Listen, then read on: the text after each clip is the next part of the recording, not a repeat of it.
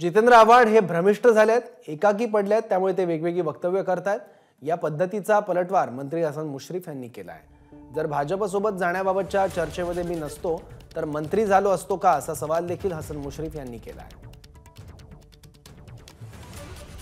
राष्ट्रवादी काँग्रेस पक्ष भाजपसोबत जाण्यातल्या सगळ्या चर्चेमध्ये हसन मुश्रीफ हे नव्हते, अशा पद्धतीचा दावा आहे तो जितेंद्र आव्हाड यांनी केलेला आहे।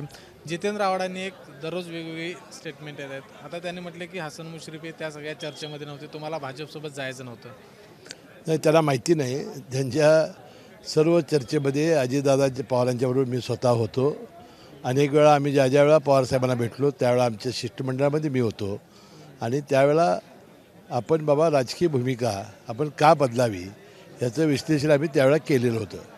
ज्याचा उल्लेख अजित पवारांनी 5 जुलैच्या भाषणामध्ये केलेला होता की अनेक वेळा आपण भारतीय जनता पक्षावर जावं असं अनेक वेळा ठरवूनसुद्धा ते गेले नाहीत। त्यामुळे अजित पवार हे एकाकी पडलेले होते आणि त्यांना पाठिंबा देण्यासाठी आम्ही सर्वजण यावेळेला त्यांनी घेतलेल्या भूमिकेला पाठिंबा देण्यासाठी आम्ही गेलेलो आहोत।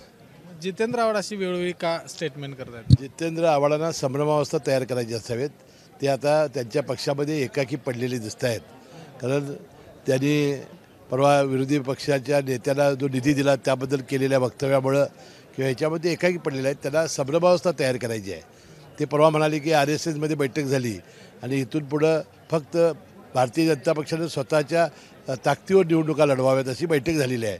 त्यामुळे आता कमळ चिन्हावर अजित पवार गट किंवा एकनाथ शिंदे गट असेल यांनी लढवावं असं यांचं आता ठरलेलं आहे।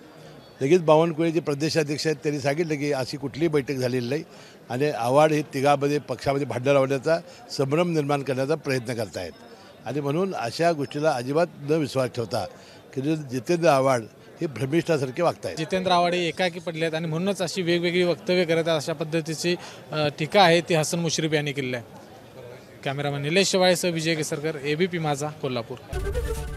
ABP माझा, उघडा डोळे बघा नीट।